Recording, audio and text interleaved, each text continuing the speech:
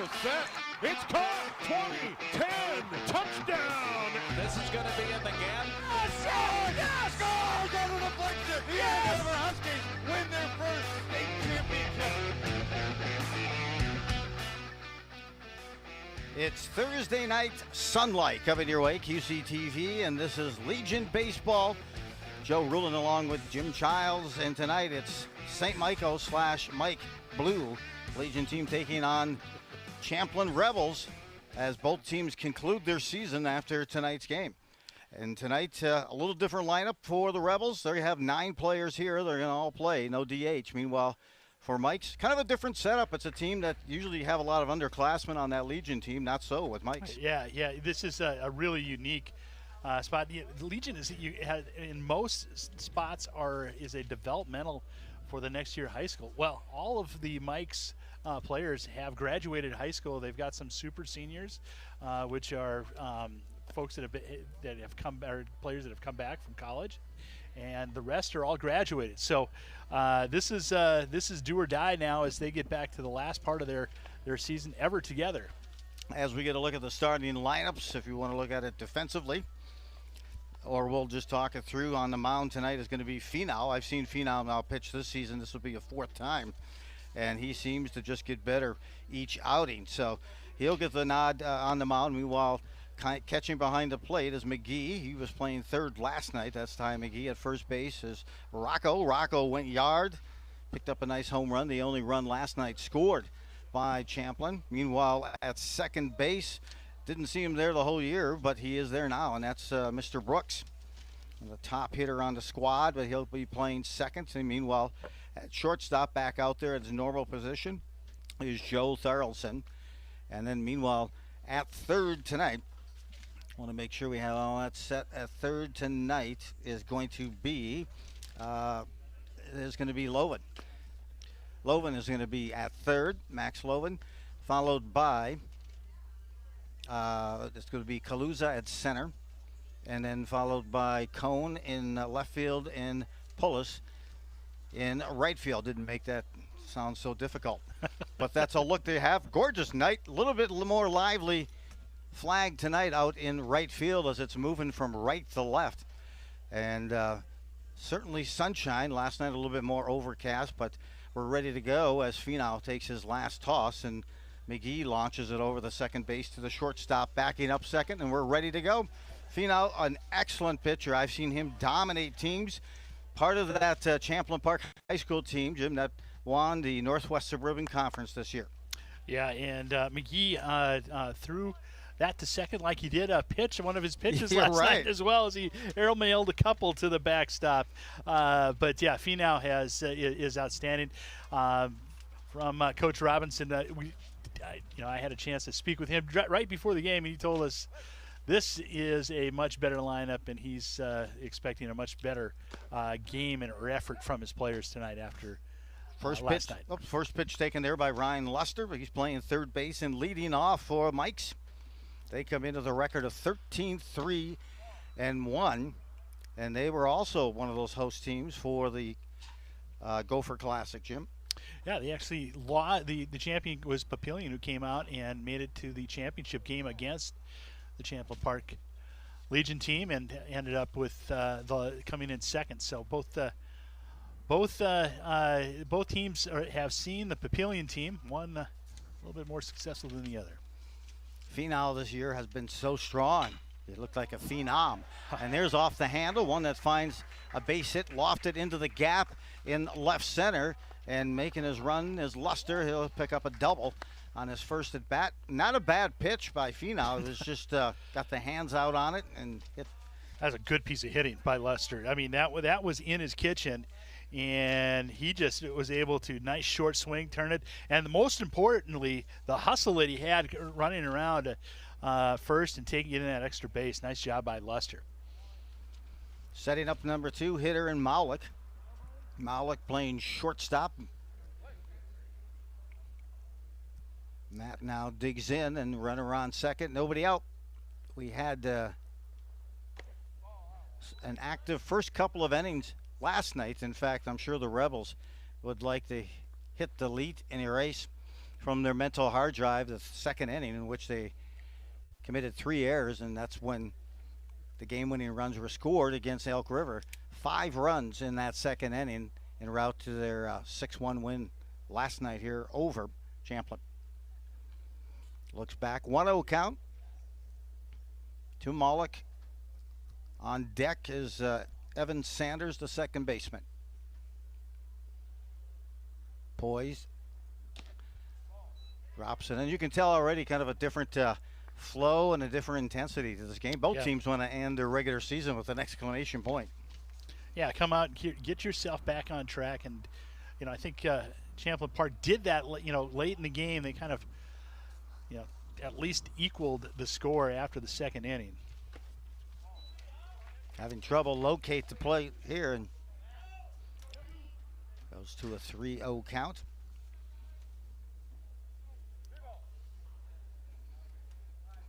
As a whole, this Champlin squad comes in with a team ERA of 2.77 and a batting average of 334. Misses off the plate does Finau, and first was open anyway. Now they have 2 on and no one out, and coming up the number 3 hitter in Evan Saunders. Big second baseman. Saunders will be going to Iowa Western next year. I bet you like that, don't you? Well, anytime you get a player from Minnesota down into Hawkeye State, that's a good thing. That's not right, Jim. That's not right.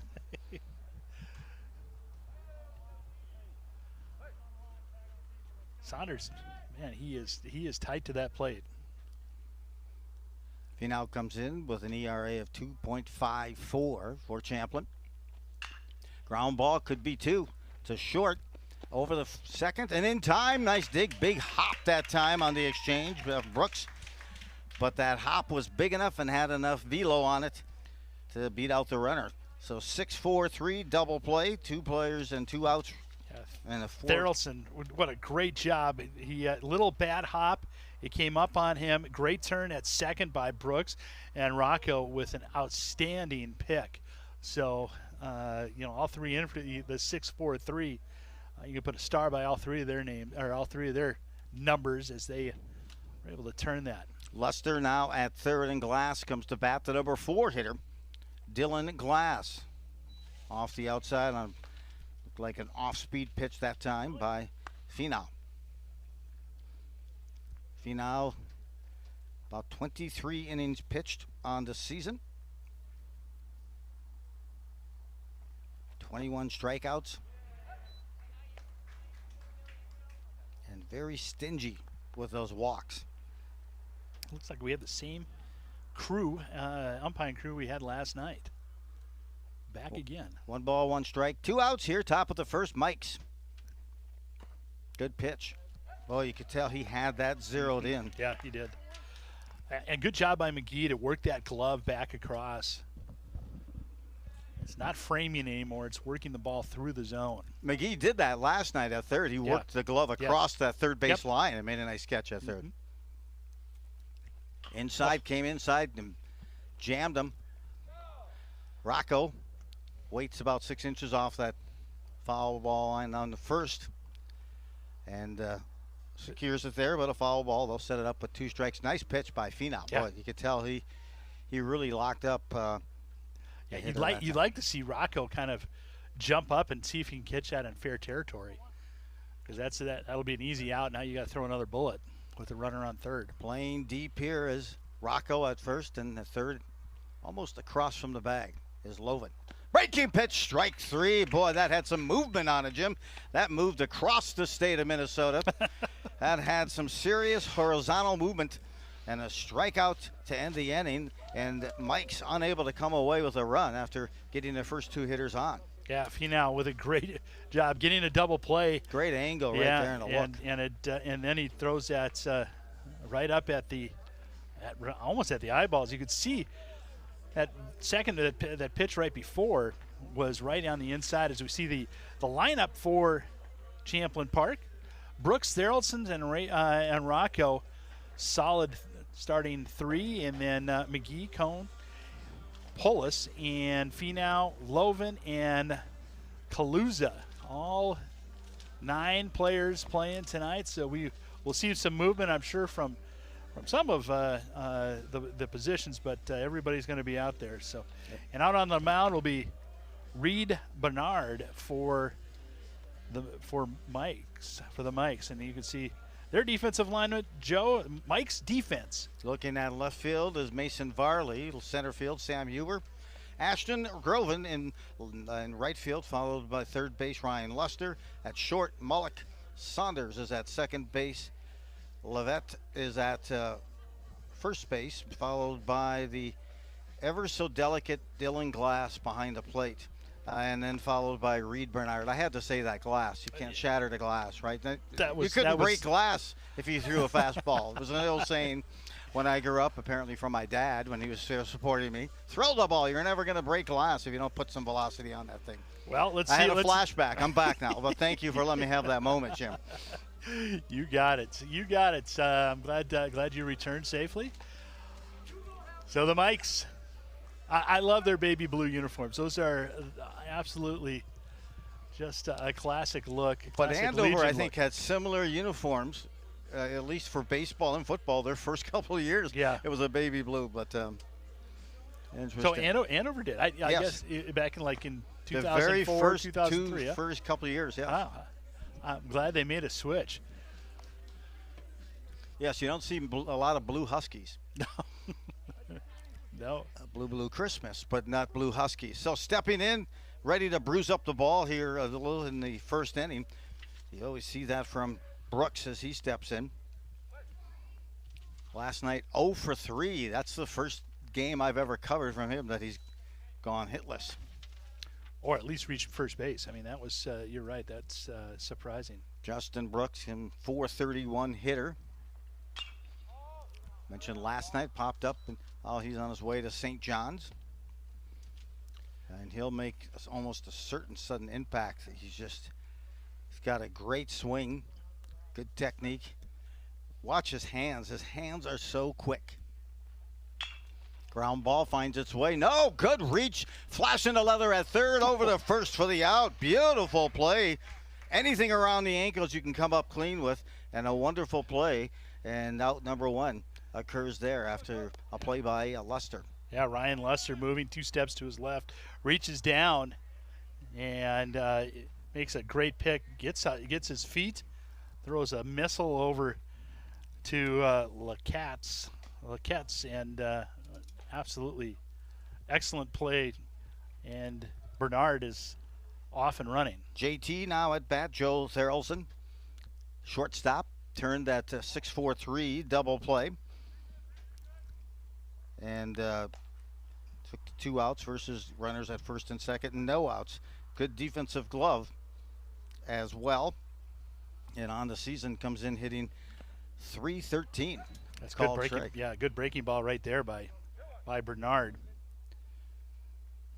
And you can pretty much guarantee these top 3-4 hitters will put a bat on the ball, put it in play, and most of the time with conviction. Bernard will be going to the Northern Sun Intercollegiate Conference next year. He'll be pitching for USF, Sioux Falls. Good pitch, good. Oh, man. That was an active breaking pitch, Jim. 3 balls, 2 strikes here on the number 2 hitter, Therrelson. Good job, way to stay alive. Tried to bring that fastball with a little extra juice on it, but lived to play another pitch. Therrelson. See if he goes with a breaking pitch down and away. My guess is that's where he's going. Up high, staying alive. Good job. I mean, it was good hands to keep that from getting behind him, as pitch certainly active. On the summer here for season, Therrelson now with 76 plate appearances. Strikeout there, punch out. Gotta love it, you know, because you're thinking last game of the year, maybe they're not going to throw either one of these teams, get themselves ready for some playoffs, but they're bringing the juice. Good pitch that time. Yeah, it just tailed down at 12-6 or maybe kind of an 11-5 curveball that dropped in and found the zone, and JT knew it. Stepping in now is, he should have just one name, the Rocco. The first name is nice, but it's really the Rocco because it matches, well, his strength and just his intensity as he plays. And as I mentioned, he's been playing full time since a sophomore here with Champlin, and he gets to stay in the blue colors next year, Jim. Yeah, it'll be a Blue Jay. Good pitch, but a backdoor. And I love it because his arm slot, nothing changes. It stays the same. So you can't really pick up a tell on this pitcher if he's going with a breaking ball or a fastball. Tries to come inside, work the hands, as so many pitchers do against Rocco. A home run last night for Rocco. Again, coming back inside, trying to get that back shoe strike, curveball. Well, it's his second full count. Rocco has good plate discipline. We've seen that for 3 years. We'll see if he chases anything. Hits it on the seam. Oh, good knockdown. One hopper to second in time to make the play. Good job at second to square up with Saunders to make the play. And 3 up, 3 down for Champlin. We're at the end of one complete Legion ball coming your way, QCTV, on a Thursday night.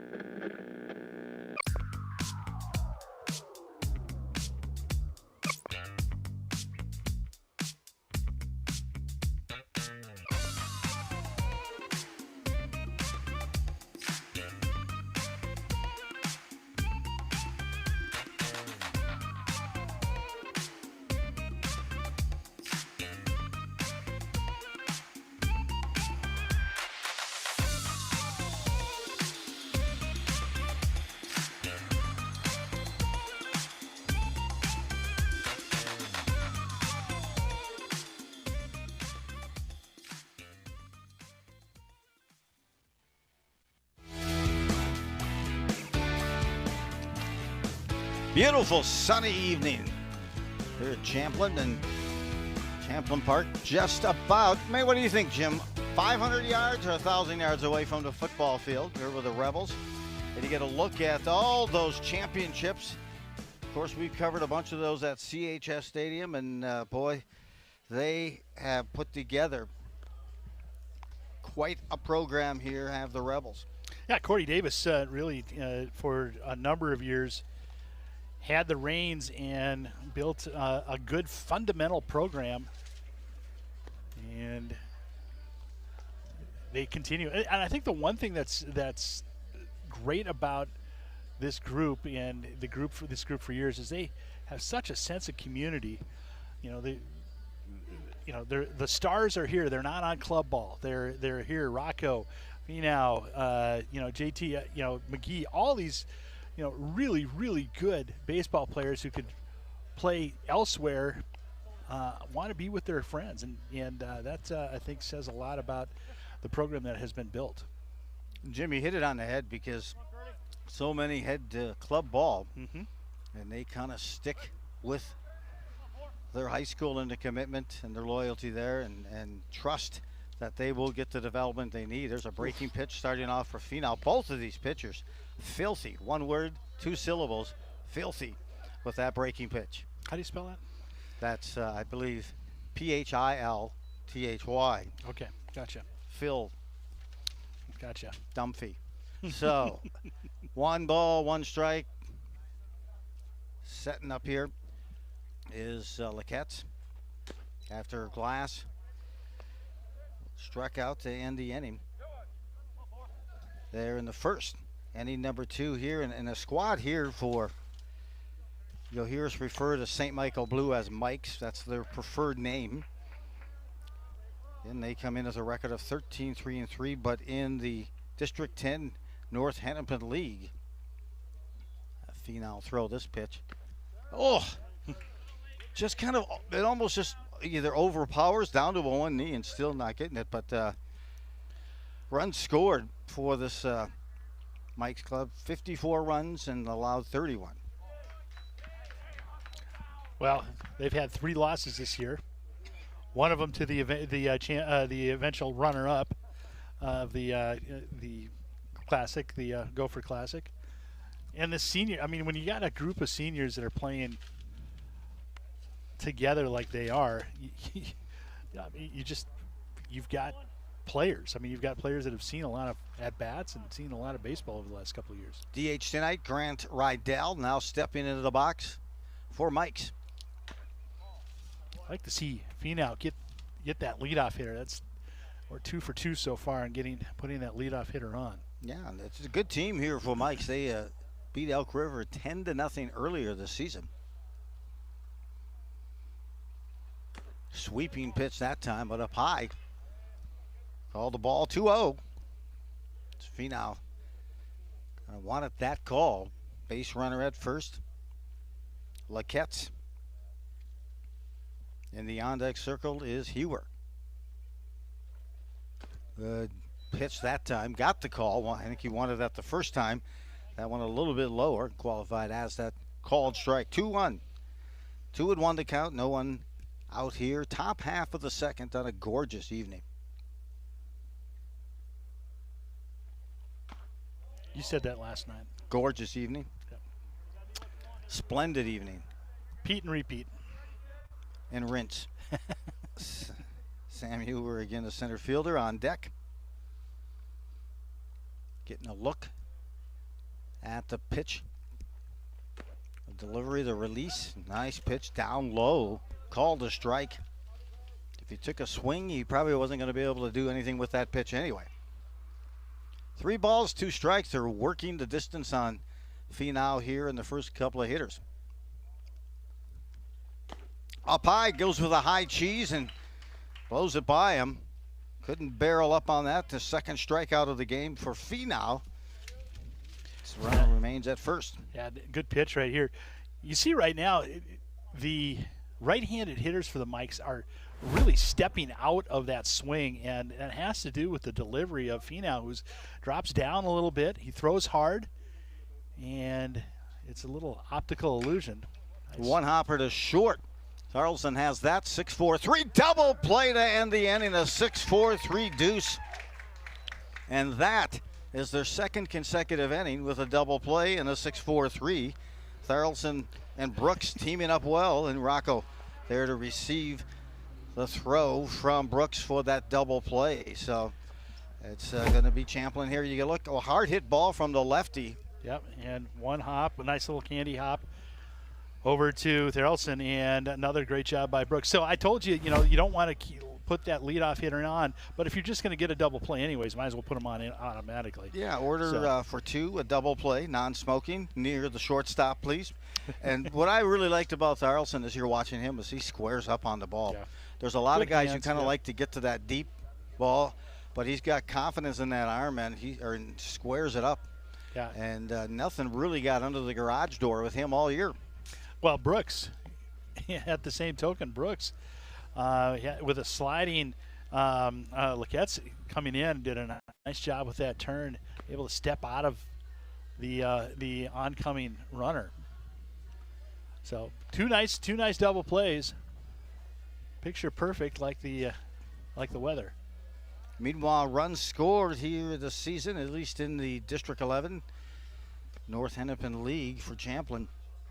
Even after their loss last night, they have put up 55 runs and held to 28, their opponents to 28. Look at what's coming in.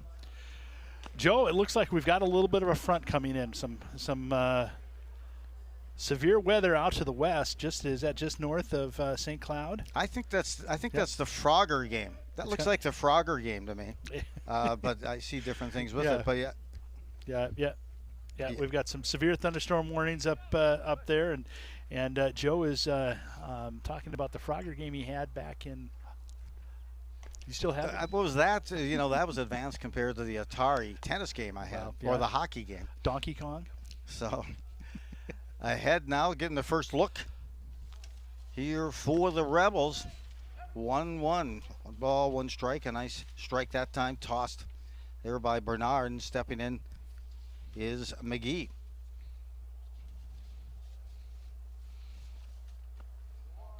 McGee on the season. Another impressive season for him, but just having that catching experience. He's just a trusted catcher on that. There's a slow breaking pitch that kind of locks him up. McGee comes in with an average of .474 with about 50 at-bats on the season. 4 doubles, couple dingers, and 14 RBIs. Bouncer down third. This is going to be a close play by third. Makes the throw, but no, a big hop. He's on with the hit for McGee. That was like a perfectly placed swinging bunt. Yes. Yes. Yeah. Even though they freshly mowed the yard here tonight. So really, another nice play by Luster. The only thing I really, I'm sure the coach will talk about it, but the right fielder didn't move. Groves kind of stood there. If that ball gets past, he's at third for sure. Setting up is Cohen. Cohen first swing, takes a cut on that first pitch. He'll get back at it again and get a look in. As Cohen on the season brings a .245 average, an on-base percentage of .415. Tracks that ball up high. Even up at 1-1, no one out. Lead runner on here for the Rebels and McGee. And they can't get a runner for the catcher tonight. Nope. American League rules. Well, now Major League rules is what. So no re-entry, no. Nothing like them. Plus they have just 9 players tonight. Yep. Boy, it looked like that pitch before. Just mentally, you run across that. You're a former catcher, but sometimes if they don't get that called strike, it seems like there's like a hiccup in their brain, and they stick with it. That one missed way off the plate, so 3-1 count. Sees this pitch, pops it up to right field. Spot there, gathered, and first out by Groves on catching that fly ball. To right field, bringing up the next hitter here is Pullen.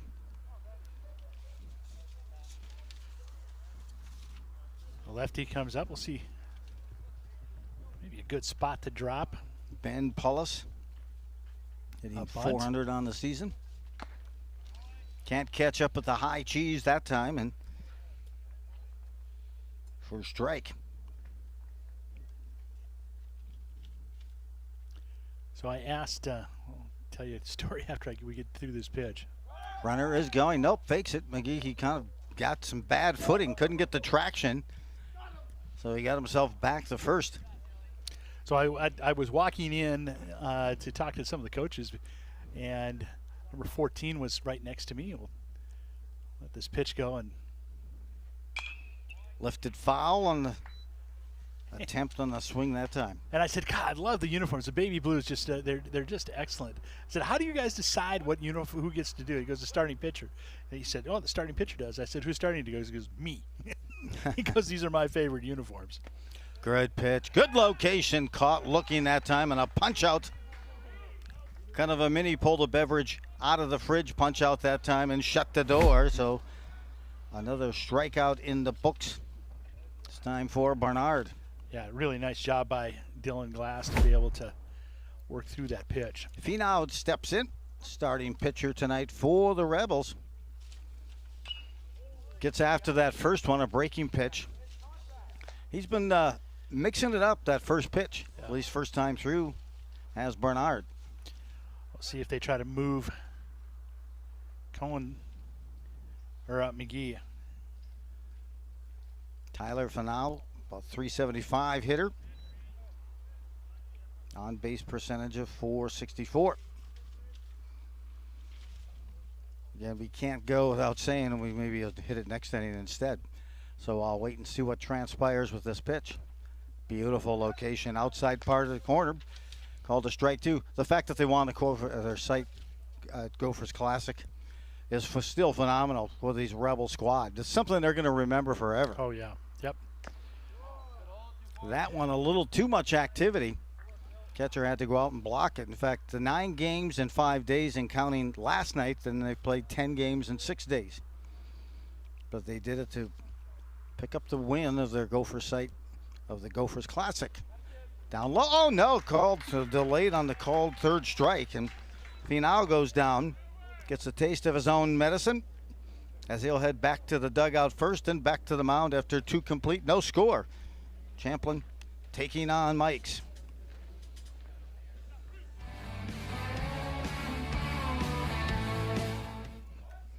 Attacks against Asian Americans and Pacific Islanders are on the rise. My simple solution to the problem was remove people from the scene and help them feel safer.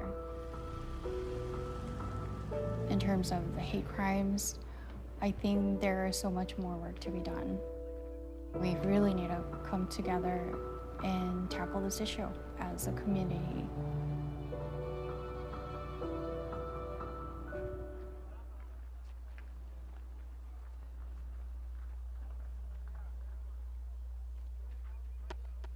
Third inning. We get ready to get things going as we hear that echoing. And we The reverb comes back, Joe. You've got some talent. It feels like I'm in the Grand Canyon. As we begin in this third inning, both teams, the final Legion game of the season. And for many of the St. Michael players, this is it for them. Yeah. A lot of seniors. Yeah, well, the great part is that they're hoping for a big run through the districts and then get into state. And once you get done with state, then it's not the end like it is in high school. Then you go to the regional, and 2 teams from Minnesota will be in the Midwestern Regional, which I believe is in Rapid City. I'll double check with that, but I believe it's in Rapid City this year. I didn't mean to kick out the chair on either of these teams. The last game of the regular season would have been the proper description, but nonetheless it is, as that will move fast. They like to move the sections and not drag it out, and they'll get it lined up and at it. I think the last team in the state of Minnesota to win the National Legion Championship was Edina. 1983. Perhaps New Ulm also was a winner of the national championship. I still remember them going out to Spokane, Washington, and winning it all. That was back when they had 3 of the Steinbach brothers, Tim, Terry, and Tom. That's not a bad lineup. Stepping in, first look of the night at Finau is the Mikes, and that is Mason Varley, the left fielder.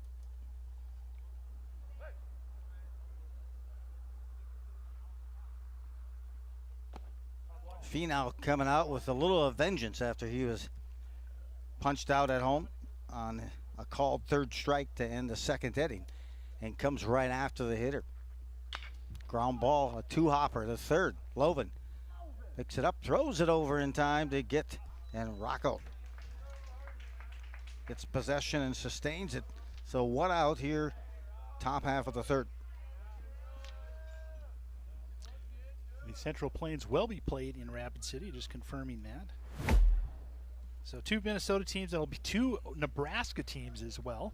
Good glove work that time by Loven. Typically not your third baseman. He's played a lot of different positions the last couple of nights. We've seen him all over the place. Number 9 hitter is Ashton Grover. For this Mike squad, as I mentioned, they're 13-3-1. Finau does a good job of going across the plate. That pitch comes down, as you see right there, kind of starts, looks like it's on the inside and then ends up on the outside corner. Yeah, I mean, he's got a lot of horizontal movement. And then on other pitches, some good vertical. Moving south in a little break.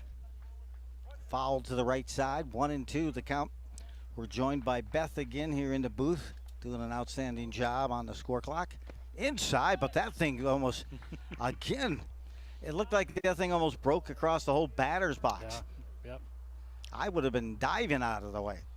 2 balls, 2 strikes, and 1 out here on the number 9 hitter. He's induced a lot of ground balls as well, Finau, tonight in just the 3rd inning. Yeah, with the exception of the leadoff hitter Luster hitting that double, we really haven't seen any super hard hits. I mean, there's nothing has really been barreled up. A couple of double plays. See if they can get him. Nope, not in time.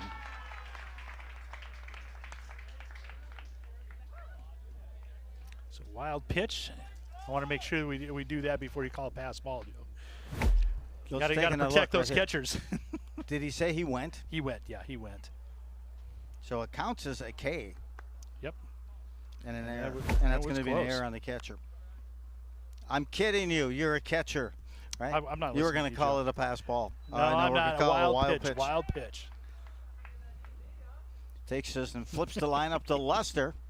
Luster on the outside bar watches this one. Jim, as you just mentioned, double for Luster. Looked like he was going to easily score with 2 outs or with a double and no outs, but he was stranded at 3rd.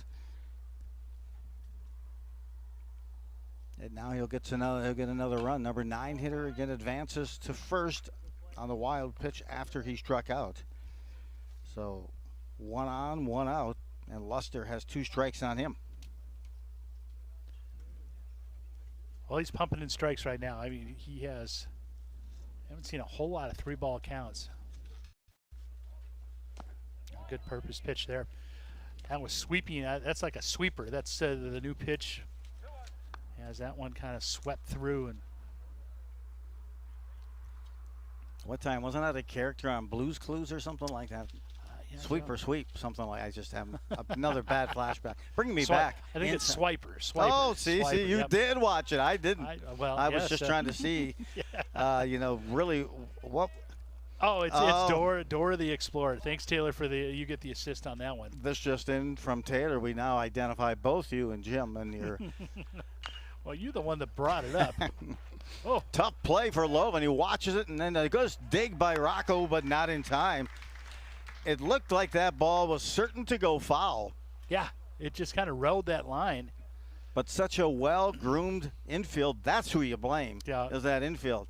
We don't take accountability. You blame something. No, I'm kidding. But that was, with Loven, he was kind of stranded. He came in. Runner was going to get to 2nd. And that ball was almost certainly going to go foul. And then it took a ominous hop. Still tried to make a good throw and a good dig by Rocco, who flashed some leather over at 1st, but not in time. So runners at 1st and 2nd, a base hit. 2 for 2 on the night here for Luster. Bringing up is Maulik. Maulik, his first time up, walked. He is bound for St. Thomas to play baseball as a Tommy. Finau kind of trying to get the motions cycling through again. I'll be surprised if the hitter doesn't step out here at some point. There's no clock. Inside, he gets hit. Breaking pitch on the knee, and it looked like there was confusion really from the start between he and McGee, Finau and McGee, because he was looking in a little bit longer, wanted him to recycle those signs and reflash, and then I think that threw his timing off. You know how it's kind of like me in the tee box. If I look at that ball too long, it's gone. Well, my golf swing. So bases are now juiced with just 1 out, and that brings up Evan Saunders. He needs what he got in the 1st inning that Finau does, a ground out into a double play. Fluttering shot, reaching for it, pulling it down, and doubling up the third consecutive double play in each of these innings, and that will get Finau out of this jam, and he helps by kind of climbing the ladder to make that glove save, and then doubling up the runner at 1st on the throw to Rocco. So, well, not very often you see a 3rd place hitter hit 2 into 2 double plays, but that is what Saunders has done so far. That one right off the handle, good pitch by Finau and an excellent play. We can see out there some starting to get loose, probably for football, I'm guessing. Well, you know, I brought a football in the car tonight, Jim, because I said after the game, I was hoping to get it early enough and we could throw on the field tonight. Well, we can. Don't tell Matt, the athletic director, I said that out loud, but Well, I'm sure they have lights over there, Joe. I'm sure they will turn them on and we can go. I'm thinking Do 1 through 7 pattern or 1 through 9 patterns. I was kind of hoping we could get the QCTV crew and do a little 7-on-7. Yeah. We need to pick. I don't run patterns. I just throw the ball. Okay. All right. Well, look out for Stash. Stash I is hand a guy. out dimes. He's an offensive lineman at Eden Prairie, wasn't he? Well, he was, yes, but I think he's more of a defensive guy now, especially with the nickname Stash. Middle linebacker blitzing. Yeah, yep. I'd recommended maybe more of that Ron Swanson look, but he's not going for it. We're going to the bottom of the ninth for the Rebels as Kaluza will step up. Kaluza, by the way, solid center fielder, played well for the Rebels defensively, came up big pitching as well during the Gophers Classic. I think this is Jack Lovan. Sorry for. You're right. I thought I saw number 1. Not bad. It is Lovan. So they have yet to flip the lineup. They will this inning, as it's the first look for Lovan. Takes a cut. First pitch there by Bernard. Well, I mentioned it a bunch of times. What a great family and a good baseball family. Brother Max at NDSU just graduated. Missing down low to even the count at 1-1. Jack graduated 2017. He was an outstanding baseball player. Yep, part of that team on the almost a 3-hopper to second on the swing by Lovan. He's out at first. First inning of the first one of the game, or this inning, is Setman Kaluza steps up. I was trying to think if he was part of that Max Meyer, the team that faced Max Meyer in that was it the semifinals or quarterfinals of the state tournament at CHS? I believe it was, yeah. So dominant. Of course, went on to be a first-round pick for Miami. Yeah, number 3, and just recovering now from Tommy John. So Drew Kaluza, I guess a lot of the credit for his outstanding defense comes from the Stremmels and in the cul-de-sac where he grew up since he was 4 years old.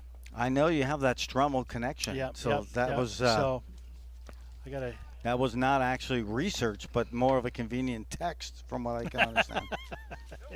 But nonetheless, well placed. Thank you for that input. Yeah. Well, I do my research. Oh, I know. These are important, need to know facts by Jim. I'm impressed by you texting what I watched last night on television when I got home. And so we have Kaluza, also a very strong defensive player, swung on and missed. And I'll tell you, he is just starting to heat up. Is Reed Bernard. Wow, explosive breaking pitch. His 3rd K, actually his 4th K. And one of them went for 4th K so far. So bringing up to flip the lineup to the top here, and Brooks. Brooks is going to find a green on that. No, a diving catch. A beautiful web, Jim. Climbing the ladder and extending and going airborne to make the play in Ashton right field. Groves with a dive. That's going to take us to the bottom of the 3rd. No score. You see right there, it's peeling off, and it was kind of floating back into Groves. Groves comes up with a smile. What a great play. And they get out of the inning. 1, 2, 3.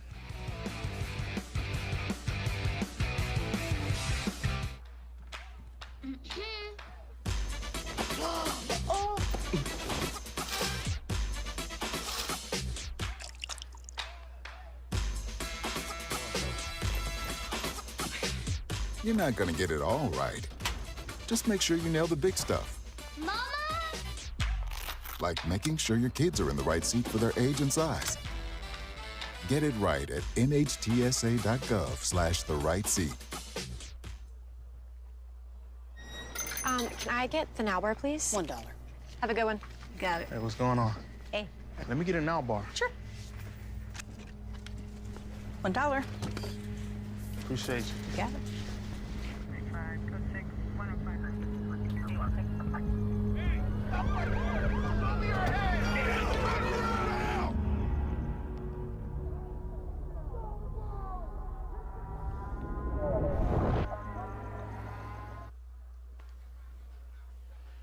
Take a look. We were just discussing this cut, and he got some backspin on it.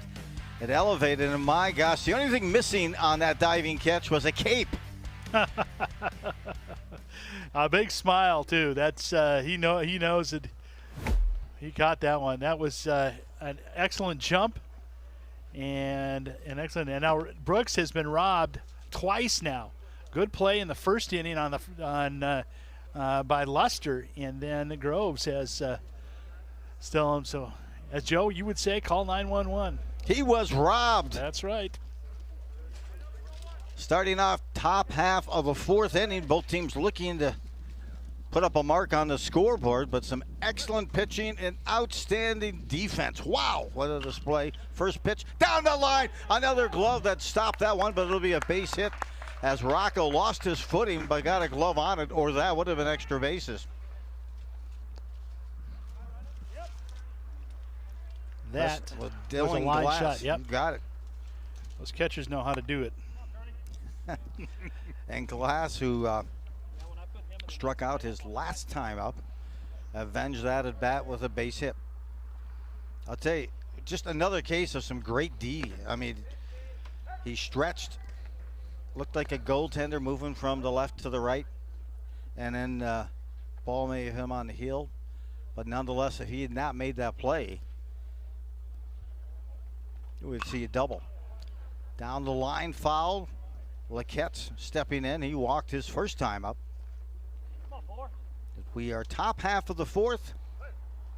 And this is the final game of the regular season for Legion baseball, pretty much across the state of Minnesota tonight, at least this week. Down the line, it's going to find its way down on the grass and near the line. Runner will advance. That's Glass running well for a catcher all the way to third. And the single comes the way as Laquette's. So he's reached base both times. And now runners at first and third and no outs.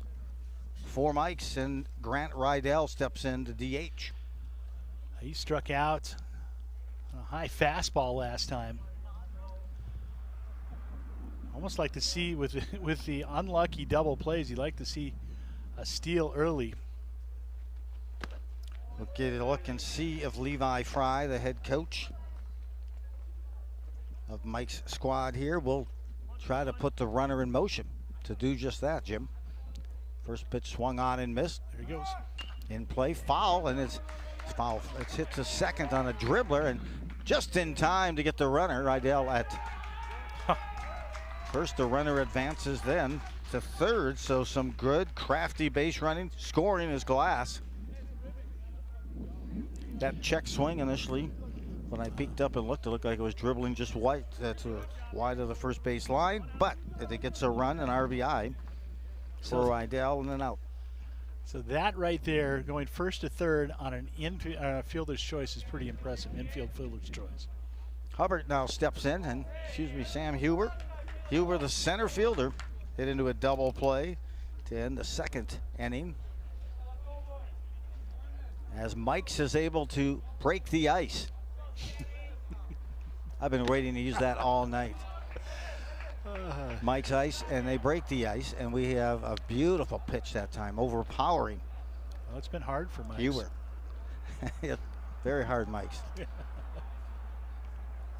First and a runner at third, 1 out. Swung on straight back. Just missed that one. Outfield kind of playing a little bit in. You can see at center field. For the Rebels, Kaluza wants to get cut down any maybe line drive to prevent that runner from third to score a second run here in this inning. Lifted to center. Kaluza's there. He's got it chalked. He's going to make a throw here. Try to gun down the runner. Gets the step behind. A good throw, and just in front of that toss was the base runner. who really created that sacrifice fly and score an RBI when he advanced on that dribbler. And he out to first, but Leckitz was able to advance to third and then now score on the sacrifice fly by Huber. I'll tell you what, Caluzo made a strong throw. That was not a given run. Farley steps in. Out. Grounded out 5-3, his first time up to Loven. Two runs across. I'd like to see him stay with that fastball up high. Yeah, I had a chance to see him pitch a few innings against Andover earlier this year. At Andover, and then that impressive outing he had against Elk River.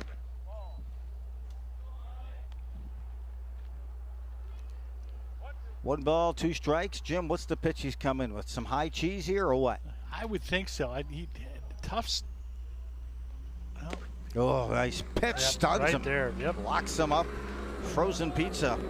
Couldn't make the move. Good pitch that time by Finau. As you could tell, he had some vengeance and conviction on that pitch. So another strikeout for Finau. However, Mikes breaks the ice, and they come across with two here in the top half of the fourth.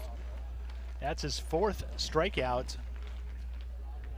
Was Finau, who's really pitched well. He's kind of gotten into some trouble on some good base hits and some 3-ball counts, but that it is. So chance here now for the Rebels and see what they can get going. But I will tell you, this Mike's pitcher is just impressive tonight. Reed Bernard. Well, he's going to a good conference. The University of Sioux Falls is a strong baseball school, and of course they play against Minnesota State, Mankato, Augustana. The football program has really jettisoned as well. Starting off here for the Rebels as they go to the fourth. Tharaldson will get his second look here at Bernard. He struck out his first time up.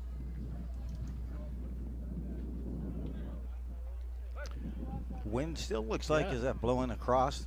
Yeah, it looks like it's blowing across. It looks like it's picked up a little bit as we have some weather coming in.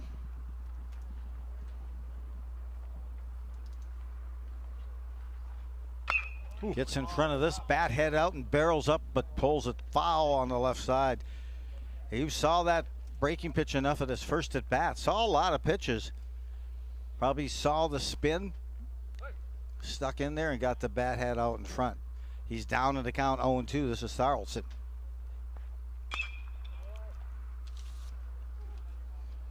Tharaldson again comes in 313. About 67 at bats on this season. 3 doubles, a couple of dingers, home runs, 14 RBIs. Boy, Glass tried to sell that one. That was outside, but Glass catcher tried to sell it.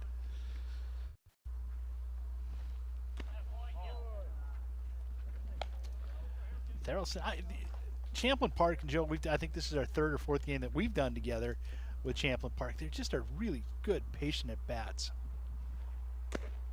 Yeah, typically very self-disciplined around the plate. I was just looking at last year's. We talked about the Legion tourney coming up. It looked like last year's winner was Troy, Alabama, 6-5 winner over Idaho Falls.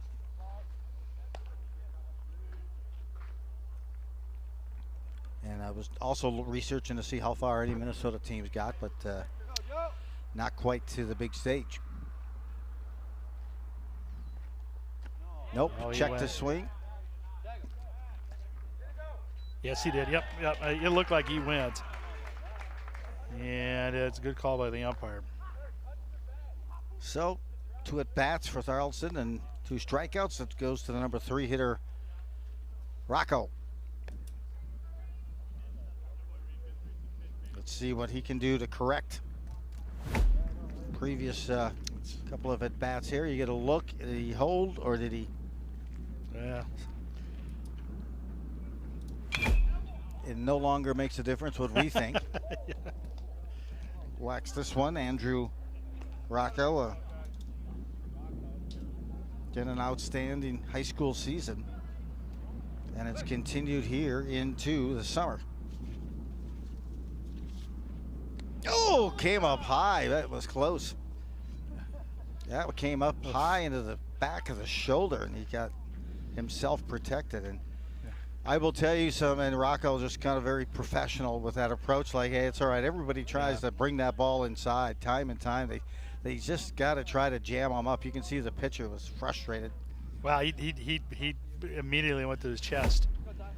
See right here. He walks that ladder and doesn't. Nobody wants to put that ball down the middle of the play with Rocco, and we saw why last night. He took a moonshot. Yeah. Pass ball here, gets by. On the pitching right now, starting to see Bernard kind of getting a little bit rattled here after he hit Rocco. The second pitch was out of the strike zone, unable to block it, was Glass. So now Rocco at second, 1 out, and a chance now for the Rebels to strike and cut this deficit in half. If they can knock in Rocco from second, McGee. Swung on and miss here. Rocco, meanwhile, said batted .348 with an OPS of 1.116, 8 hits in the Gopher Classic. 3 doubles, 1 home run, 9 RBIs. Adequate. He also came in against Fargo and pitched 5 innings. So had 6 Ks during that time. Meanwhile, we're going to look at McGee. McGee, meanwhile, caught the final 4 games also of that Classic. And he's hitting .417. That was through the Gopher Classic. 5 for 12, 4 RBIs.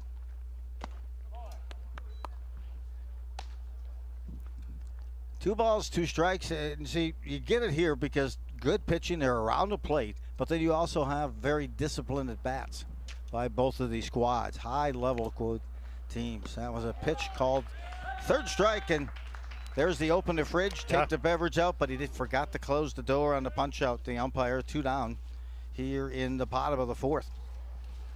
I feel a little embarrassed, but St. Michael was one of the teams that made it to the almost to the championship last year. They looked like they finished 3rd in the Central Plains Regional.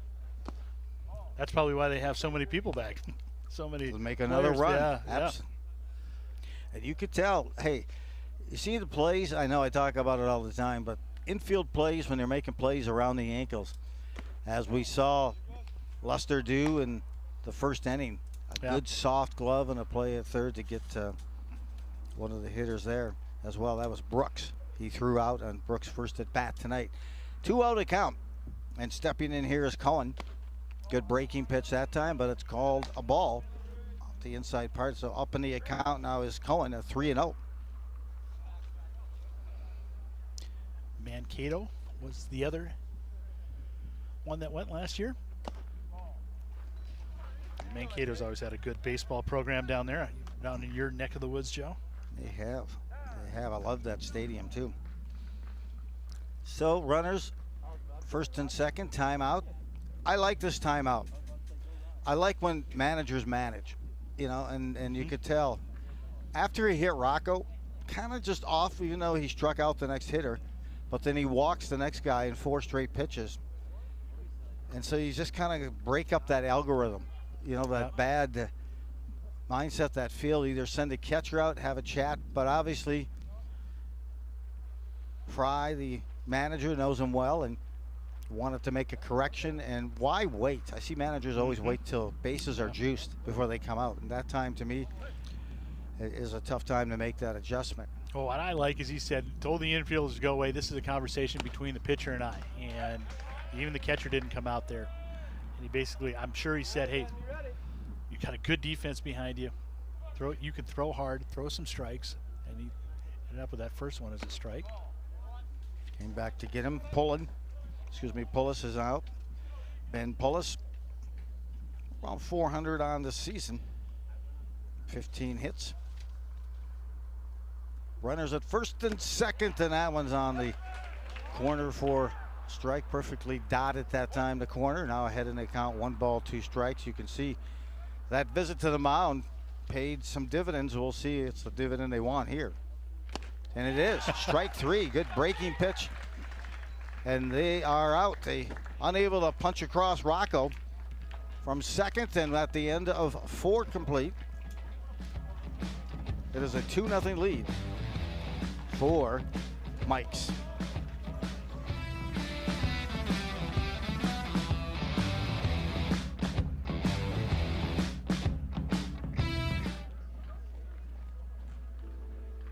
But I started forgetting my lectures.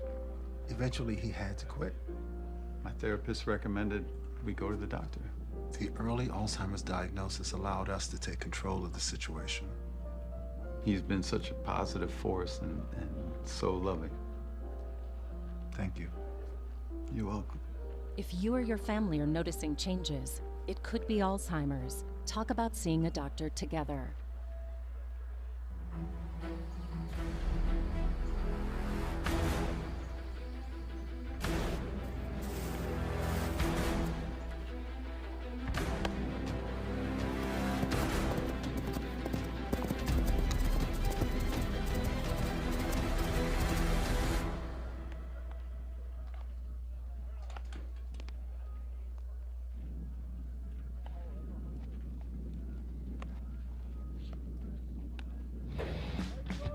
Top half of the 5th. Love that shot. There's the duck again.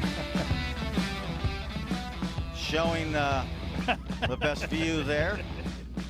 I must have, apparently it's a duck that lost its contact lens. Yes. Well, you know what the duck said when he went to the pharmacy and he couldn't pay for his contacts. He said, "Put it on my bill." Boom, boom. That's not like an old dad joke. It's just, I'm sorry. Well, that's worse than a profanity on the air. I apologize. Can we retract that from the tape? Cannot. That's there. That's living. That's a living document from here on out. The Mikes up by a score of 2-0 as we head to the 5th, and so do the Clouds. A little bit of cloud movement coming in. What I thought was a pizza delivery was apparently a thunderstorm as we looked at it on the radar. So we are set for this 5th inning, and quick pitch, fouling it straight back for Mikes. Austin Grove struck out in that first at bat in the 3rd inning. And again, dropped down a little too much and swept that arm across instead of keeping that arm slot that time for Finau. No batting gloves for Groves. Huh. Nice pitch, boy. Once he stays on top of that ball, he has some impressive command. Lifted high to right field. Over to make that catch. Plenty of room, and out number 1 on a fly out to right. Pullis with a nice job. Just kind of floated over there and was able to get the catch. One down. That'll flip the lineup back to Luster. Luster has reached base twice on a double and a single.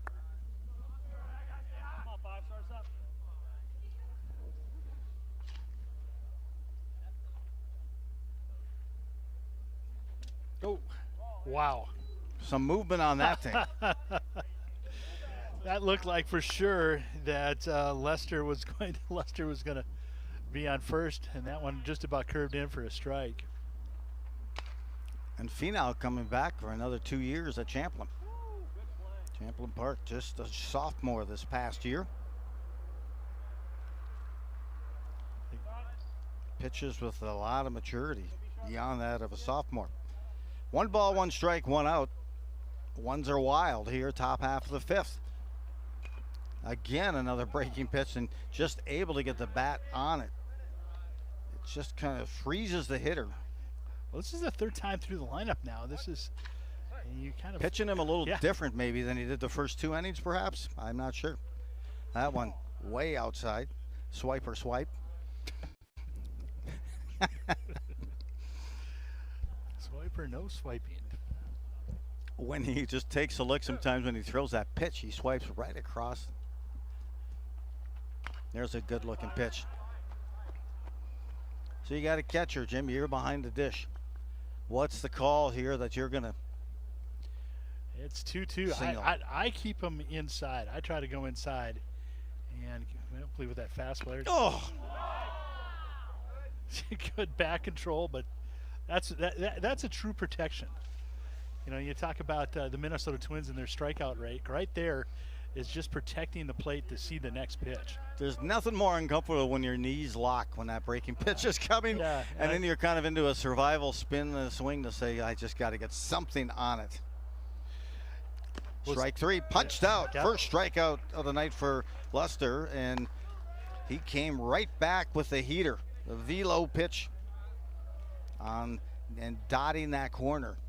Second out of the game, of this inning rather.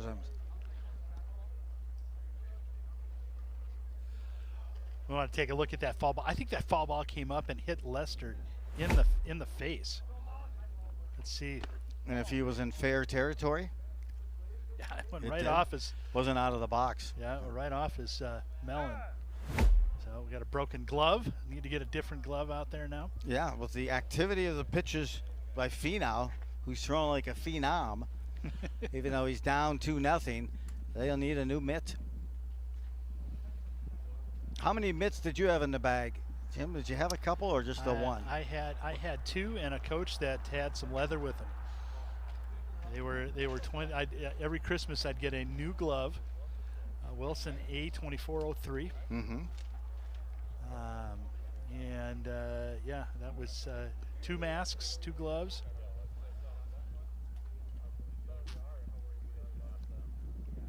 Maulik, meanwhile, the shortstop, has reached base twice. Once on a walk, second time hit by pitch. They don't have a backup catcher's glove. That's what I was just kind of wondering. Hey, they don't have a backup catcher's glove, and so you don't have a backup catcher since your only catcher is here.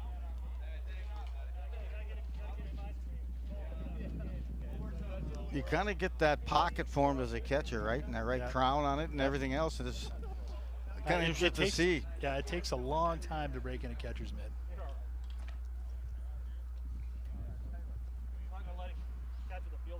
You got it. So look at that one. I think they gave him an undersized mitt too. Yeah. I'm kidding. It's, but it makes all the difference with that mitt, right? How deep the pocket goes, how you like to receive it. Yeah, it stings the hand no matter what, but if you know where to put it, it will help. Now, you know, I'm curious here. We'll keep an eye on this. Once this inning is through, let's see if he walks it to the dugout and takes it with him. I'm just kidding. Instead of leaving it at the plate. I think what's even more probable is what if this is the only glove they have? Do they leave it at home plate? That's what they have to do, right? I'm just thinking since they're borrowing the glove, he just kind of saunters back to the dugout with him. And what glove? What are you talking about? Swung on, missed, foul ball there. 1 ball, 1 strike. I'm sorry. I'll give that humor a chance to catch up a little bit, but I figured you know what? You might have to draw a picture for me. Sometimes I'm a little slow. Inside. There you go. That's a strike. Kind of a backdoor, back leg breaking pitch. Missing. There. You know, if I could be in a plexiglass phone booth against Finau, I'd stand in that box. But I'd have to be protected because I'm telling you, I would be running for cover on these explosive breaking pitches, and there was another example. 2 balls, 2 strikes, 2 outs. We are at the top of the 5th. Fouled straight back. We're going to probably need some time in between innings to explain what a phone booth is. Yes, it will. Maulik, his 3rd at bat. A walk and hit by pitches last time up. This one's driven to right. Got the hands out on that one. That's to the warning track and a 1-hop to the fence.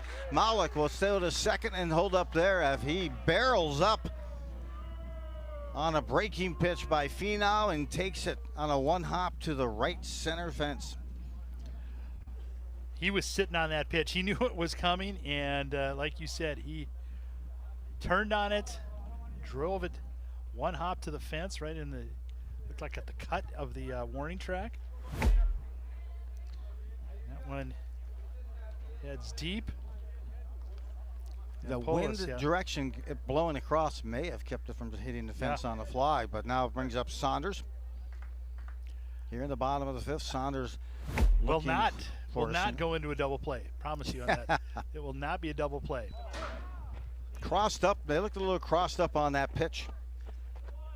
And brings back runner now at third as Mike's tries to extend their lead.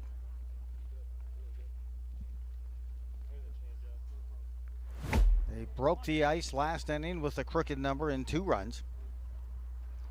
And now trying to extend it with 2 outs and a runner at third. Nice pinpoint accuracy. That is just a crisp pitch. Ugh. It really is. Malik with that 2-out double. And now the pass ball at third and a chance as he looks for a pass ball, maybe the score or a knock up and away. In my brain as a catcher, I guess I'm really trying to, it's not my mitt, and I know it's not, but you kind of feel like you've got to kind of square up a little bit more behind the plate. Well, you're just not going to be able to, kind of work through the plate like you've been taught until you get to know it. It's trust, right? And I say we talk about trust and leadership. Trust accelerates everything. Yep. And you don't have trust in the glove yet. You just had a couple of hitters in. But but it's a whole lot better than having a fielder's glove bat. Oh, yes, of course. An infielder's glove is. 3-1 the count. Lifting it up, pop fly, got his pitch, but got the hands under the ball, fly out.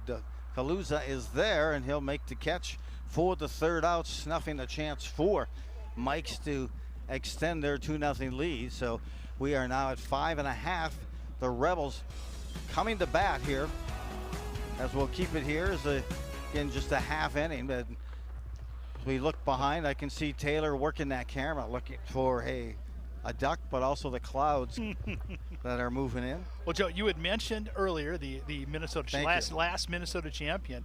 Well, 2011, Eden Prairie actually won, and that was in Shelby, North Carolina, where they have the World Series. And in 2003, Rochester. In 1999, New Brighton, post 113. And then we go all the way back down to 83 when Edina won their. Don't give up there. New Ulm's in there. Let's see if we can get. I am not seeing New Ulm, and maybe they're a runner-up. Let's see if there's a. Excelsior was a runner-up. Eden Prairie was a runner-up twice. Well, I don't know. Maybe it goes back a little bit. Once of course, not a lot of TV coverage, so maybe the guys in New Ulm are just trying to fool the rest of us in the Tomahawk Conference on that. But anyway, hey, some good baseball. But we mentioned it last night, too, that Minnesota has probably about 100 more teams of Legion baseball teams of any other state across the U.S. And impressive. I always have great memories of it. Love it.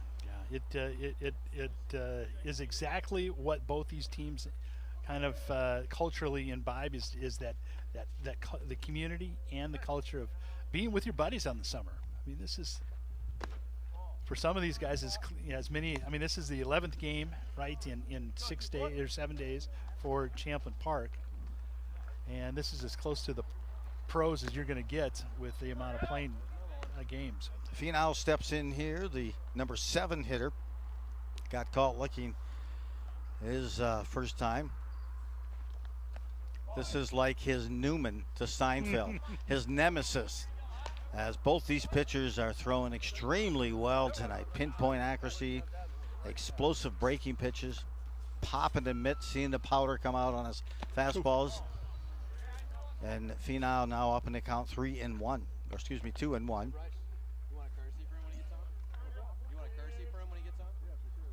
3 ball, 1 strike it is.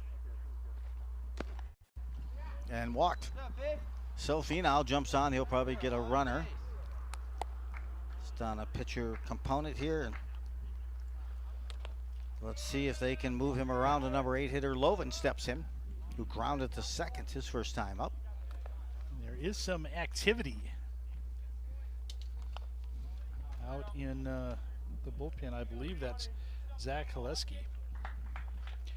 Nice pitch. Whoa! Right there. I mean, you couldn't walk it down to the plate and cross it any more accurately than what you're seeing there from Bernard. He's ahead in the count 0-1 to Loven. And it's funny how, you know, coaches kind of see it, right? Coach Fry probably sees, hey, you know what, he's getting tired. Maybe he's leaving it out. Not quite the accuracy, but they kind of have those little tell signs of maybe sometimes even having somebody warm up in the bullpen creates that competitiveness and says, well, I'm back on it. No way I'm coming out. One runner on. Bottom of the fifth here. Loven takes the second strike and up and the third. Punched out for the called third strike. Well, one of the tell signs that a lot of coaches will use is if that ball is high. If the fastball is high, that means that they're speeding up and their arms dragging. Off the outside, and number 9 hitter Kaluza steps in, struck out his last time up. And we have one out and a 1-0 count and one runner on. That's Finau. Finau drew the walk. Evens it up at 1 ball, 1 strike. The Rebels.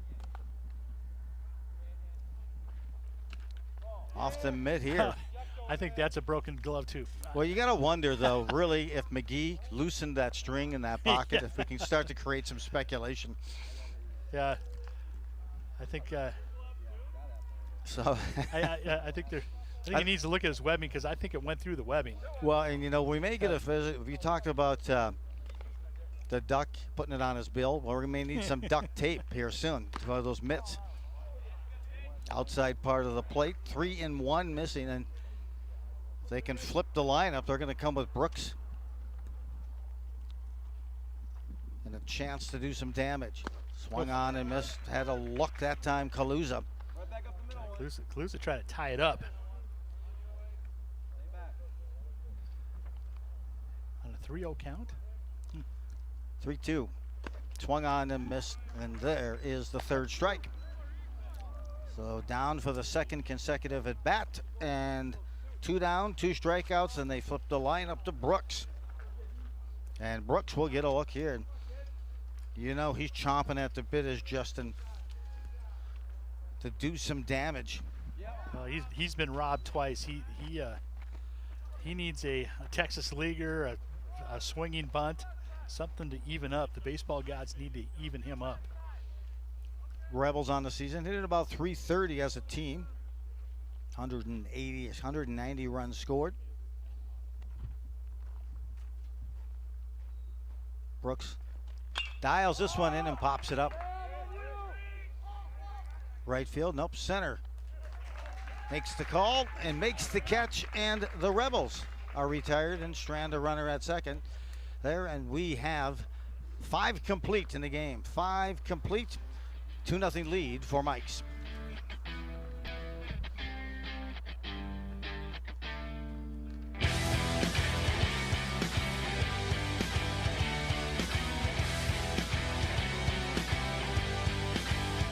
Even though we didn't grow up together, he's my favorite brother. Hey, sis. I'm the baby of the family, and he's the gentle giant. What you know about Port Georgia? Please, that's a classic. You know when they say people are a rare breed? Yeah, he's that. Sorry, I'll be back in a few hours. Don't worry, Shaq, you know I'm for you. I know. Go get the football.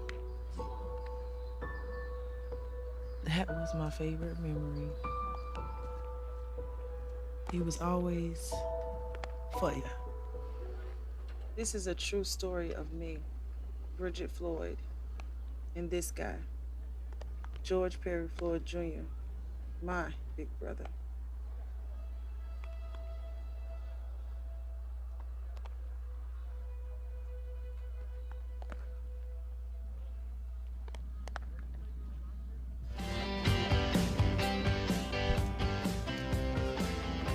Little cloud movement moving our way here to the top half of the 6th. We saw that on the weather radar earlier in the game, and it certainly looks like it's heading our way.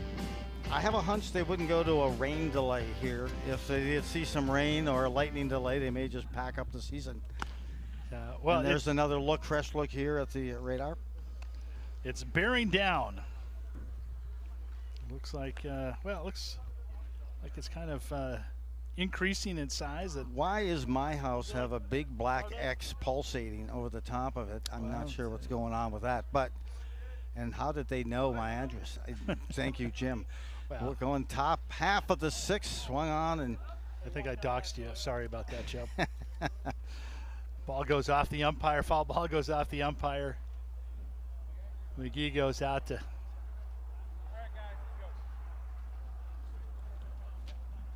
get a look as Dylan Glass, the catcher, singled his last time up and scored. Scored the first run of the game for Mike's. Struck out his first time up. Looks like he's got him figured out here. After striking out in that first appearance, he's come back to hit a couple of lasers.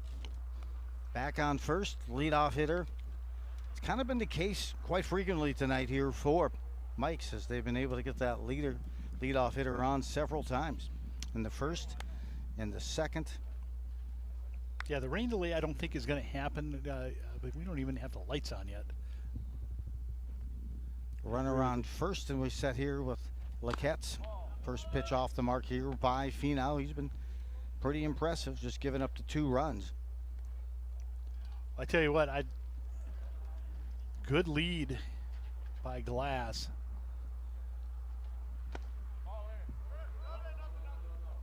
Just off the mitt that time of McGee, and runner unable to advance.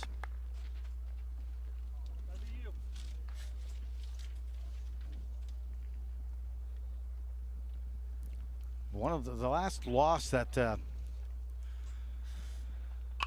least in league play, this one barrels down the line and drops in front of the right fielder. I thought he was going to cut in, but it kind of nosedived in front of him and right, and that drops in for a base hit. So the first 2 hitters reach on the knock.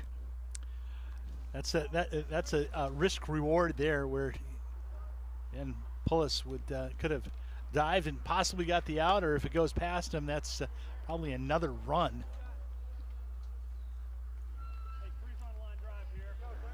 Stepping in now, Rydell. DH. Rydell on the night. A strikeout in the second, hit into a double play in the 4th.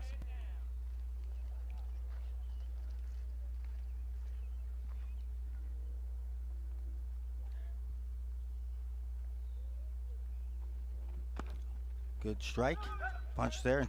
Still trying to figure out that mid is McGee.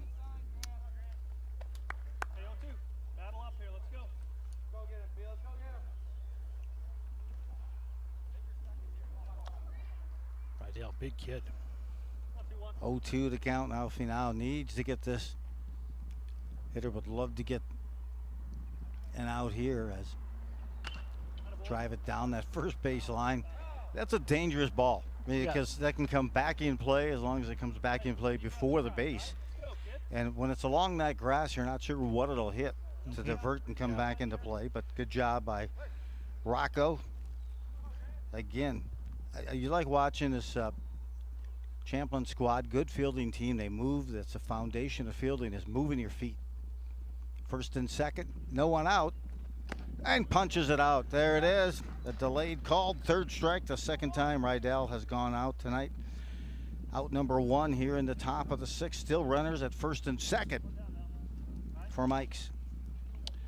Sam Hubert comes up. He drove in that second run a couple innings ago on that side. Here's that pitch. Comes right on the outside nasty. part. Just nasty. Good movement. Hubert. You were with an RBI. On the fly to center, his last time up, and hit into that double play in the second. Ahead 0-1 in the count.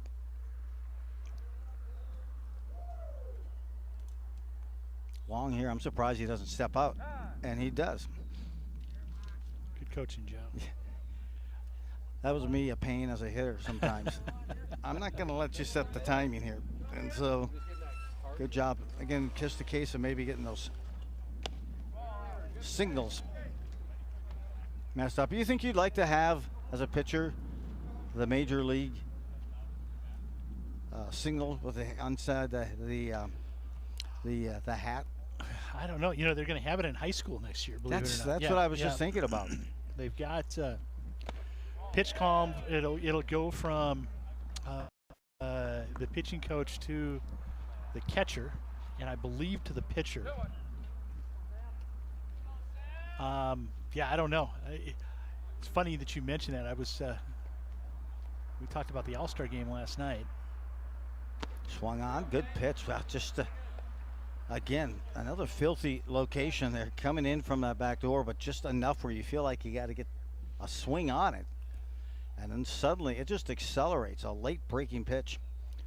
And Finau at 2-2, 1 out on the Mike's hitter. First and second here for the Mike's. They're up 2-0. Top half of the sixth. Tried to go low ball. Did get it, boy.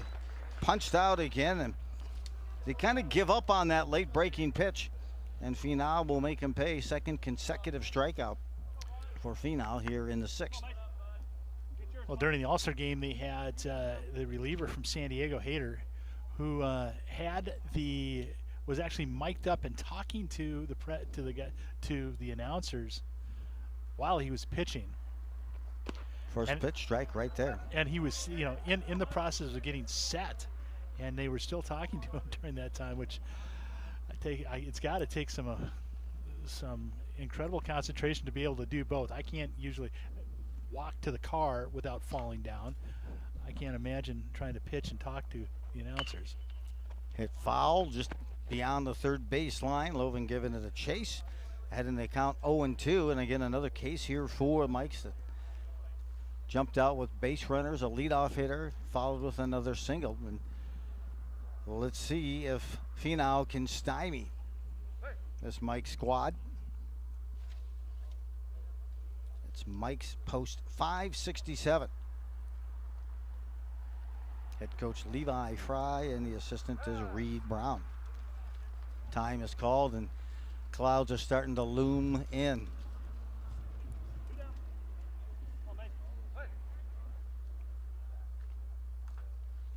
Delivery, strike three. Pitch, beautiful frozen pizza that time. And they locked him up, and Finau looking just as sharp as he was, Jim, in the first inning. Gets another strikeout. In fact, strikes out the side after giving up two consecutive singles, comes back to strike out. That's like one of those sweeper type pitches, and that one just kind of sweeps right in. Looks like he's going to get hit in the elbow, and it dives right across the plate. So we got, impressive bottom of the sixth coming here for the Rebels. So it looks like Mike's is sticking with Bernard. Yep. Why not? He's been hitting his spots. I didn't know if maybe they wanted to get another pitcher some reps here before the end of the regular season. And so I think they want the win. I think that's seeding, as you talk about seeding. It's very tight. Champlin comes in with a 5-3 in this league, and St. Michael Blue a mark of 5-1. Their only loss in league play came to Maple Grove. That was a 19-9 loss back on June 14th.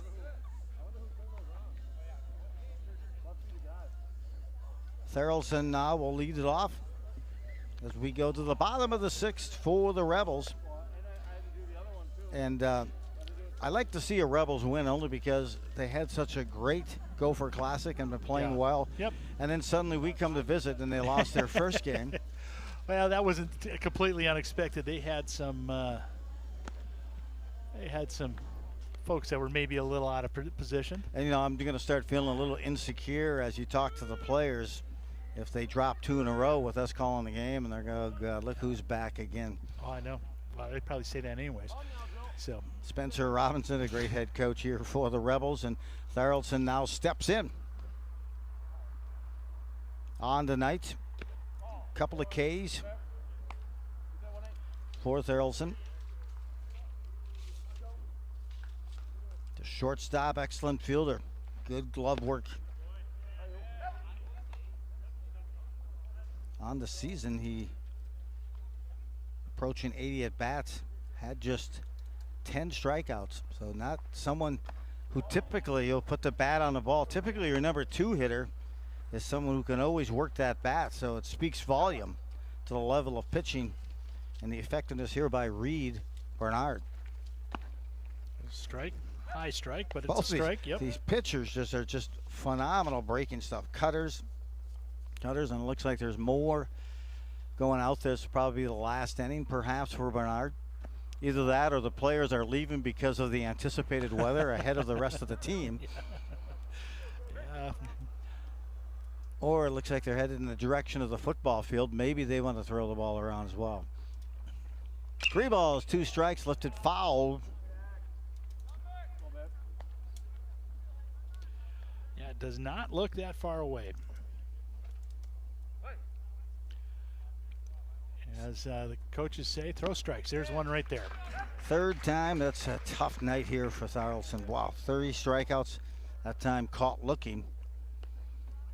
And I'll tell you what, as this game goes longer, he appears to be getting stronger. And the pitcher, Reed Bernard, goes to the number 3 hitter in Rocco. Rocco took one in the back of the shoulder his last time up.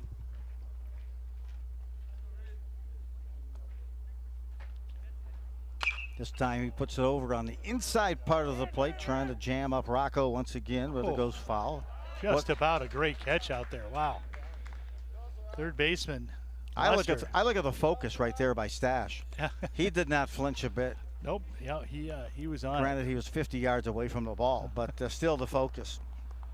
That was a long run for Lester, and just about made the catch. We've seen a web gem already in right field tonight for Mike's.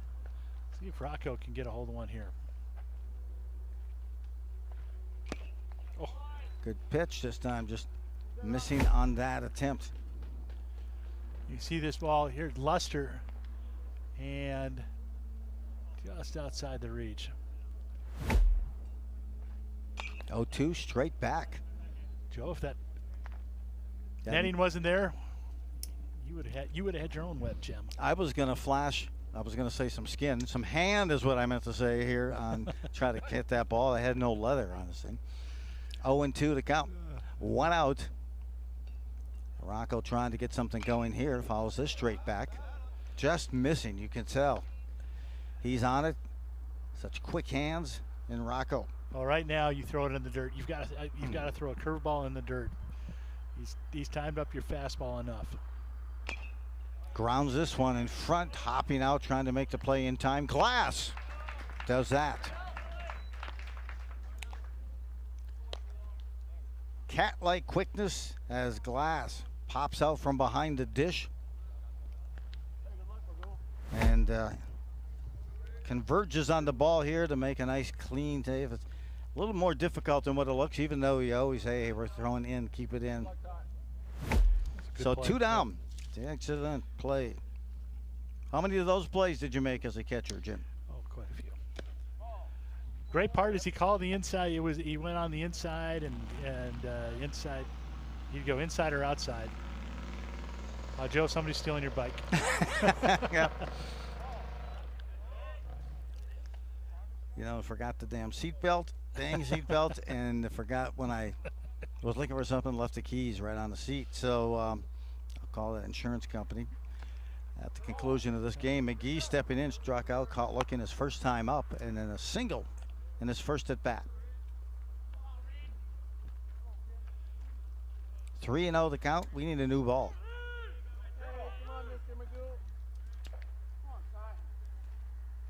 Ty McGee will try to get something ignited here. He does. He goes walk and reaches first. Let's see what the Rebels can do.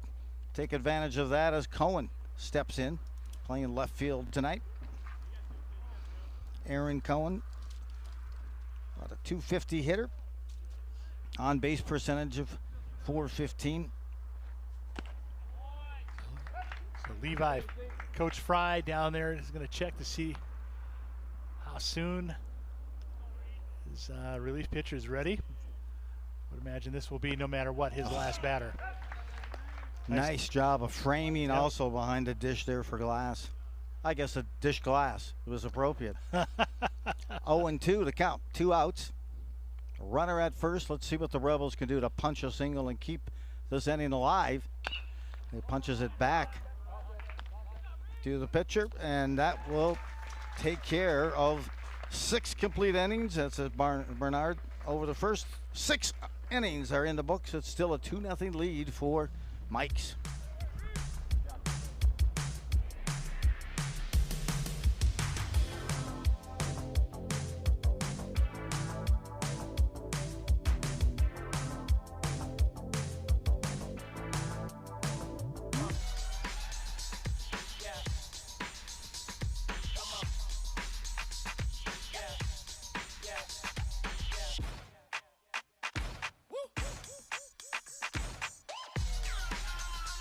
You're not going to get it all right. Just make sure you nail the big stuff, like making sure your kids are in the right seat for their age and size. Get it right at nhtsa.gov/the-right-seat. If you're buzzed and doing this,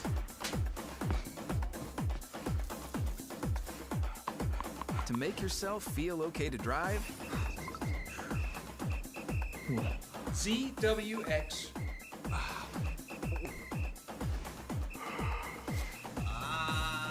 you're not okay to drive.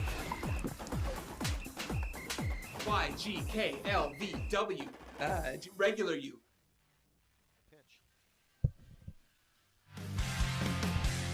Ready for the 7th inning as we get ready, and the clouds kind of converging on the field here. What started out as a beautiful sunny night, which was jinxed by Jim Giles by bragging about that so many times. Then came the clouds and converging on a beautiful fielding complex here in Champlin Park. The Rebels down by 2 as they head here now, top half of the 7th. We think that might be it for the starting pitcher. We'll see. It's tough to take him out for Mike's post as Reed Bernard has gone 6 innings, given up just 1 hit, 2 walks, 1 hit batsman, and 10 strikeouts. And Finau, meanwhile, hey, his outing has been impressive as well. The only difference is the 2 runs produced by Mike's. A much better game played tonight by Champlin Park all the way around, you know, with the defense, better pitching, and it's been a well-played game by both teams. And I would expect to see both teams in the state tournament. I think I've got Finau for, is it 8 strikeouts? Maybe 9. As stepping in to lead things off. I've got 8. I'll look here and dribble right up the middle. What flash of the leather that time by Finau. Makes the play, takes it himself, and he gets the number 9 hitter, Groves. Groves made that outstanding play in right field on the shot hit by Brooks earlier in the game. Couldn't get that one by Finau. He tried to slide that under the garage door, but a good glove save and a beauty for Finau on the mound. So 1 out. Yeah, really nice play. Quick reactions and 1 down. We flipped the lineup, and now Luster steps in. Ryan Luster doubled his first time up tonight. Did not score. Singled his second time up. Did not score, and struck out his 3rd at bat in the 5th. They had a good battle going on, he and Finau, with Luster in that last at bat. But when you can freeze a hitter like Luster the way that breaking pitch did for Finau, that says something about it. So 2-1 now the count, but Sometimes you see that pitch, Jim, and you think, trying to be maybe too perfect. Yep. Trying to guide it instead of throw it.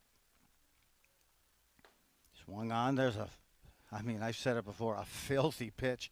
It looked like the bottom just dropped out of that one. That looked like more of a 12-6 than the sweeper. Off. That time just off the corner. Lester and Mike's trying to extend their lead if he can get on. Fouls back and towards the first base dugout over the top. High school football, what do we think? Month away? Well, they'll start practice a month. I think it's the 13th that they start, and so we've got we'll have full coverage of all 3 high schools. Jim, I don't know. I'm committed this way. Once the high school team starts 2-a-days, I do as well. Yep. 2-a-day, and I got to tell you, Coach DeVellis in Andover probably recognizes that a punch out. It is. Yep. A punch out, and not many maybe agreed with that call, but caught looking is Lester, his 2nd consecutive strikeout, and now 9 on the night for Finau. And I know you're out there with me on 2-a-days. Well, it depends on what we're doing twice a day. Mm-hmm. Is that having breakfast and lunch? You weren't supposed to peel back that onion and ask that question. I just said 2-a-days. I joined the teams or 2-a-days. So Mullock comes up and he scorched a double his last time up, but unable to score. Well, all three high schools will be fun to watch. Yes. Yeah, I'm looking forward to seeing what Bo does here with Anoka as well, and then Champlin Park, of course. I know a good coach there, a good defensive line coach, and that defensive line always tenacious for the Rebels. And then they seem to find wild card players who just are pure athletes as quarterbacks, wideouts, linebackers, and those corners are a team that forces a lot of turnovers. Inside, a high hopper, able to get it before bounce a second, and that is Brooks secures it. Underhand shuffle, and we have 6.5 in the books, and we will see what the Rebels can do if they can pull one out here in the 7th inning and pick up a win. Yeah, Coach Keenan will be back again. I believe this is his 4th year. Yep, Mike Keenan. Was that Big Lake before that? Yeah, yep. He actually played some ball with my nephews up at Moorhead State. The Dragoons. You would say that, former. As a Cobber, as a Cobber, you know, they came across the 2 blocks from campus to campus to steal the yellow beanies off the freshmen. I see. So we have a new pitcher coming in, Zach Haliski. Boy, and that's saying something, because it is the book on Reed Bernard, the book of Bernard tonight.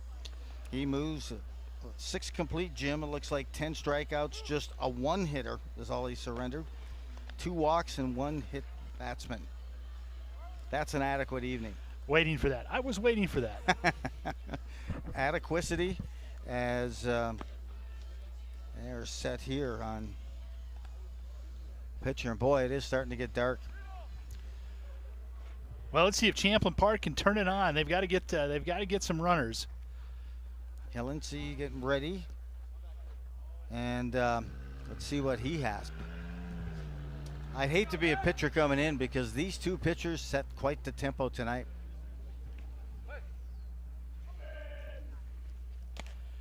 Well, up high, swung on. That's a high cheese.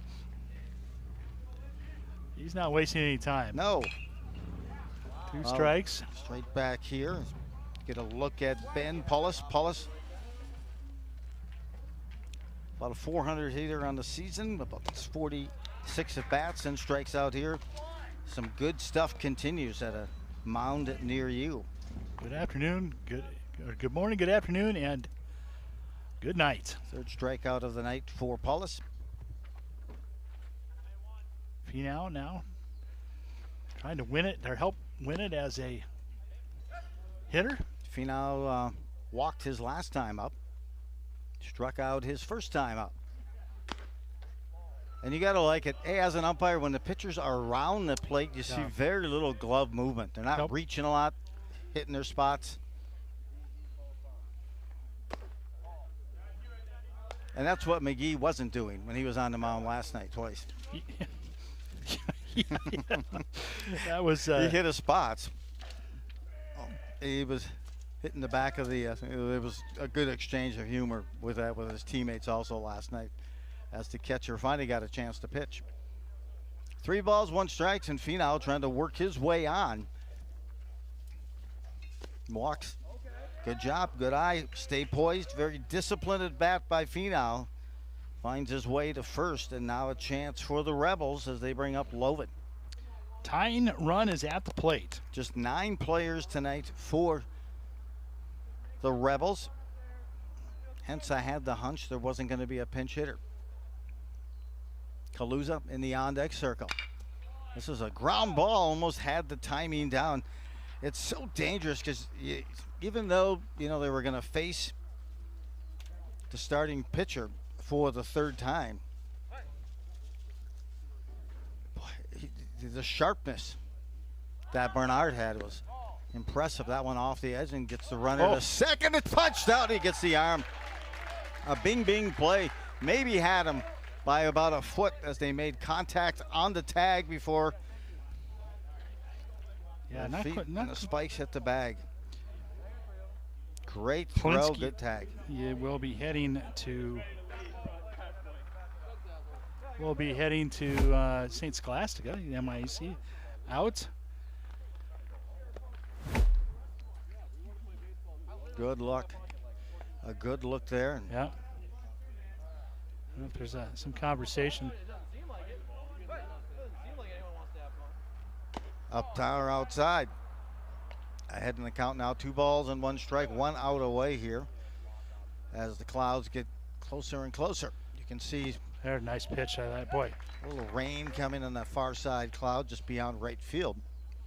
And that's not my yard, but I had instructed the rain to get it some ground ball here down the 3rd baseline. Kaluza. Now that is a home plate umpire call, but it is where it goes over the bag, and that looked like it was pretty close. Lovin getting to see a lot of pitches and drives this one.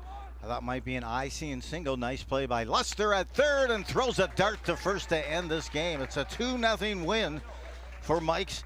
An impressive pitching display by both squads and both teams, and even just a little bit better tonight for Mike's. And St. Michael Blue picks up the win. They move to 6-1 in the conference, 14-3-1 overall. An impressive 2-0 win tonight, Jim. Yeah, both teams very solid. They're both expecting to go far in the postseason. Good little warm up as you get a chance to see some quality pitching, and that's what they'll see as they get into the tournament. So another good baseball game again here on QCTV, Joe. Hey, thanks for the crew with QCTV and everyone in the truck, Ryan and gang, and also Taylor out in center field, and also Stash, everyone, as we close out before the lightning and the storm comes in. An impressive night. The Ducks say put it on my bill, and meanwhile it is a win for Mike's. A 2-0 win over Champlin here tonight from Champlin Park. I'm Joe Rulin along with Jim Childs. Everyone have yourself a major league evening at a minor league price.